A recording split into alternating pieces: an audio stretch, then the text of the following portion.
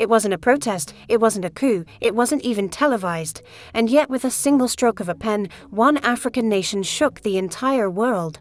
Burkina Faso, a country many have underestimated, often reduced to a footnote in Western news, has just taken an irreversible step that no continent has dared to complete. It has declared that every inch of its soil belongs to the nation, not to foreign landlords, not to colonial families, not to international developers waiting to turn sacred ground into profit. For decades, land in Africa has been treated like a commodity, bought, sold, flipped, leased, often by people who neither lived on it nor cared for it. While peasant farmers begged for a single plot, corporations hoarded thousands of hectares. While women tilled the earth, they had no claim to it. While the youth searched for dignity, they were pushed into crowded cities, leaving their villages behind. That injustice has just been cut off at the root. And here's the shock that no one saw coming. This law isn't just about blocking foreign buyers, it's about rewriting the very meaning of land itself from private ownership into a national trust. Foreign investors can no longer buy land in Burkina Faso. Citizens cannot sell it either. Instead, the government holds it as custodian, and every citizen has the right to access it, not through money, but through belonging. So the question now is this: will this bold reform free Burkina Faso from generations of exploitation, or will it trigger a wave of backlash powerful enough to break the country before it builds?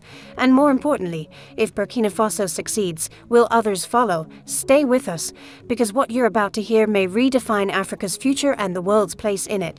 Please share this video if you believe people deserve to know the truth beyond the headlines, and subscribe if you believe that sovereignty is worth more than foreign applause. When the decree was signed in early 2025, Burkina Faso crossed a line that few nations have ever dared to touch. Overnight, every piece of land, urban or rural, fertile or barren, forest or desert, was declared the property of the Burkina state.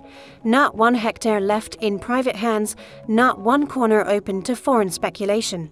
The law was absolute. For the first time in the nation's history, the ground itself no longer belonged to landlords, corporations or absentee families. It belonged to the Republic. The wording was precise and uncompromising. All land, urban or rural, belongs to the Burkina state, not to landlords, not to old colonial families, and certainly not to international developers waiting to build golf resorts on sacred soil. With those words, President Ibrahim Traoré tore apart a centuries-old pattern of ownership. The land was no longer a product to be bought and sold. It became a trust, a national heritage, and a collective right. In practical terms, the reform did two things immediately. First, it barred foreigners from ever buying Burkina land. Not now, not in the future. Investors could apply for leases 18 years, if short-term 99 if strategic, but never again could they hold the soil beneath their feet. The land would remain untouchable.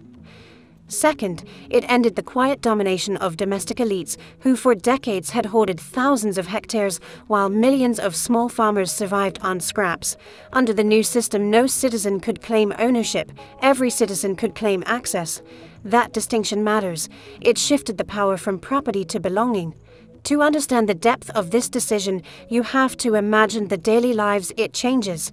In Burkina Faso's countryside, generations of farmers lived and died on land they never owned. They rented from absentee landlords who lived in cities or abroad. They watched multinational companies fence off their villages to grow cotton or sugar for export. They knew the soil better than anyone, but they had no legal claim to it. With one law, that injustice was overturned. The government became the custodian and farmers became the rightful beneficiaries. This was not privatization. It was the opposite. Privatization takes what belongs to everyone and sells it to the few. Burkina Faso's reform takes what was controlled by the few and returns it to everyone. It is a radical inversion of the logic that has dominated African politics since independence. For decades, international financial institutions told African nations to open their markets, to treat land as an asset, a guarantee collateral for loans, a magnet for investors. And for decades, it left villagers landless, while elites and foreigners accumulated more. Traoré's government called the bluff. If the system leads only to displacement and dependency, then the system itself must end. The implications are sweeping. By centralizing land under state authority, Burkina Faso can now plan development without the bottleneck of private estates. Roads, dams, schools, and factories no longer require endless negotiations with absentee landlords. Infrastructure can follow logic, not money. National projects will not be blocked by families clinging to colonial deeds or by investors demanding compensation. The state can draw a map that serves people instead of profits. And this is not just about farmland. The law covers every category of territory: urban expansion, mining zones, energy corridors, forests, rivers, and sacred grounds. That means no multinational company can claim exclusive rights to a mineral-rich valley. No developer can bulldoze a village for a luxury resort. No foreign consortium can fence off riverbanks for private dams. Every decision must now pass through the filter of national interest, with the state as gatekeeper and the people as stakeholders. Of course, critics were quick to denounce the move. Business analysts called it reckless warning that foreign capital would flee. Legal scholars argued it was unconstitutional, pointing to frameworks written under colonial pressure. Yet the government insisted. What is unconstitutional about reclaiming what was stolen? What is reckless about ending an arrangement that left millions dispossessed? The Constitution may have been drafted under foreign influence, but the soil existed long before any paper document. In that sense, the new law was not a break with history, it was a return to it. The symbolism was powerful. Across Africa, land has always been more than property. It is identity, heritage, and survival. Colonization turned it into a commodity. Post-colonial elites treated it as a currency. Now, Burkina Faso has redefined it as a trust. That redefinition is why this law matters far beyond its borders. It is not only a national reform, it is a continental statement. Because the truth is, Africa has tiptoed around land reform for decades. Conferences were held, declarations were signed, papers were published, yet little changed on the ground. In one act, Burkina Faso cut through the bureaucracy. No endless debates, no international consultations, no staged negotiations. Just one law, direct and irreversible. The world may call it extreme, but for ordinary Burkinabe, it is clarity.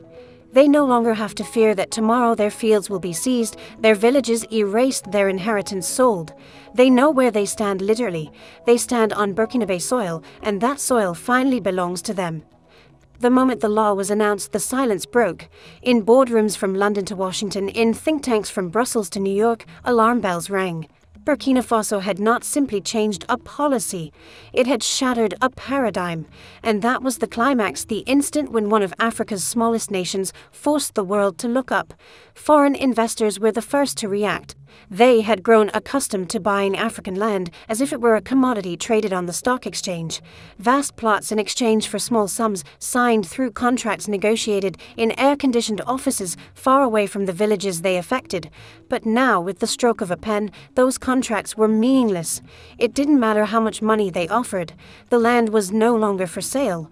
To corporations used to having their way, that was more than inconvenient. It was intolerable. Western media seized on the story. Headlines warned of reckless nationalism and a dangerous precedent. Analysts predicted mass capital flight, halted projects, and economic isolation. Some even whispered that Burkina Faso was on a collision course with the international system itself. They painted the decision as hostile, a rejection of globalization, a suicidal gamble for a country already struggling with poverty and instability. And yet, inside Burkina Faso, the reaction was very different. In the countryside, farmers gathered to celebrate. In villages where families had rented fields for generations, people spoke of finally working without fear of eviction. Women's cooperatives saw in the law a doorway to independence, a chance to own the fruits of their labor rather than surrender them to landlords. Youth groups began organizing around new agricultural programs, eager to turn their energy into enterprise. For them, this was not recklessness, it was redemption. The contrast could not have been sharper: outrage abroad, relief at home. And President Ibrahim Traoré stood at the center of the storm. He knew the criticism would come. He knew investors would pull back, contracts would stall, and diplomats would threaten consequences.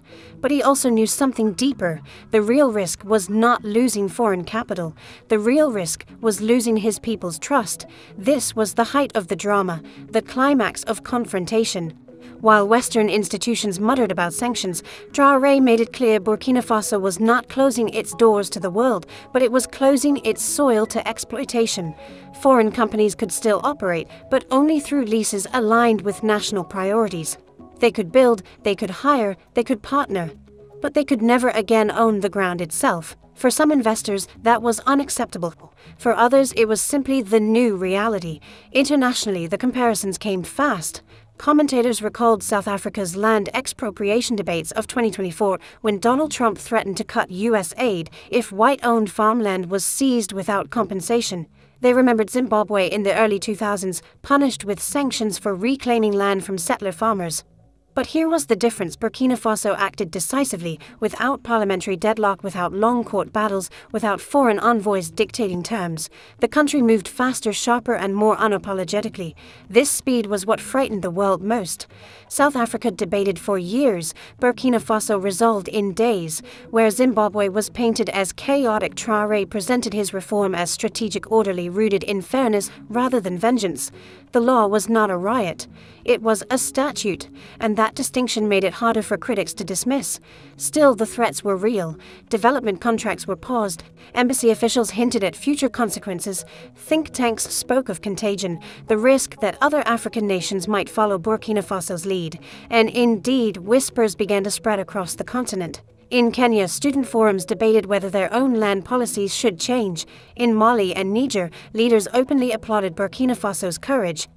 In Zimbabwe, the once isolated land reform was suddenly reframed not as a cautionary tale, but as a precedent, and so the climax built not only within Burkina Faso, but across Africa.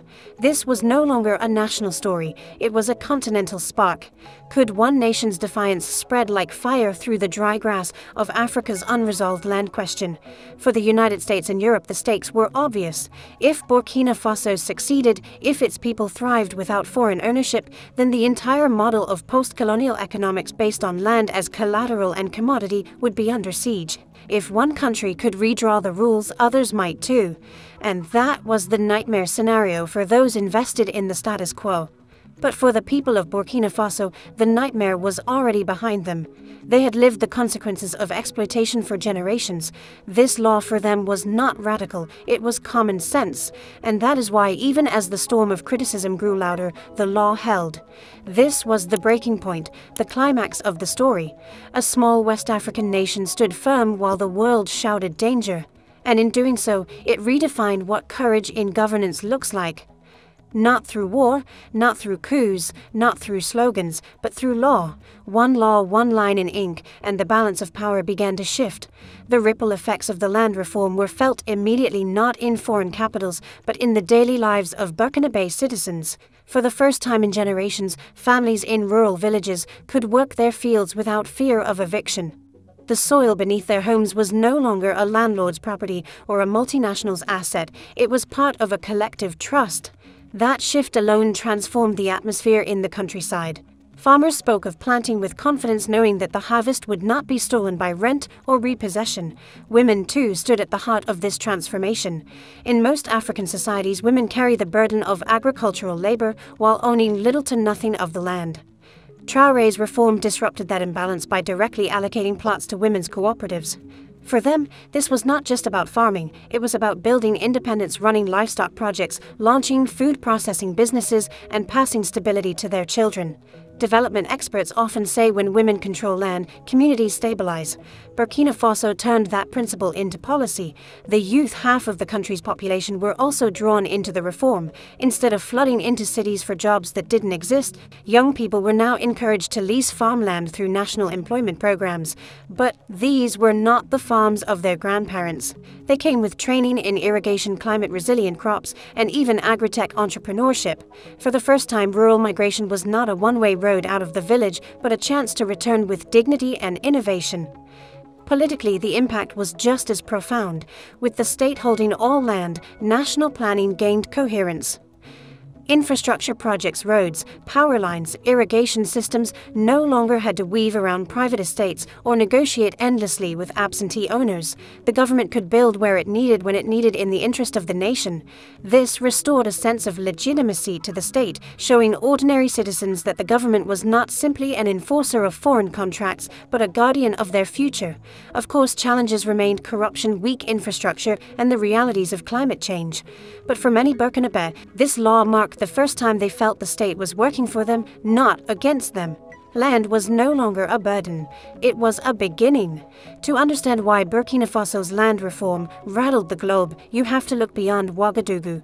You have to listen to the silence in Washington, the unease in Brussels, the whispers in London's financial district. What shocked the West was not only the law itself but the precedent it set.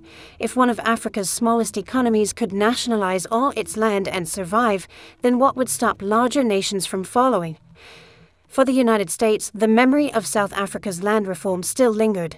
In 2024, when President Cyril Ramaphosa revived the push for expropriation without compensation, Donald Trump threatened to cut U.S. aid and accused South Africa of racism. Washington framed it as a land grab, a threat to stability and investment. That same narrative now hovered over Burkina Faso. Only this time, the story was harder to dismiss. Traoré had acted decisively legally and with the full backing of his government. There was no messy parliamentary gridlock, no chaotic expropriations, no violent seizures, just one clear law. For U.S. policymakers, that clarity was alarming. It made the reform look not like desperation, but design. European capitals reacted much the same way. For decades, Europe relied on African land for cheap exports: flowers, for Dutch markets avocados, for French supermarkets beef, for British chains. The new Burkina law ended that model. Foreign companies could still apply for leases, but they had to align with Burkina Faso's national priorities. No more plantations for luxury exports while local families went hungry.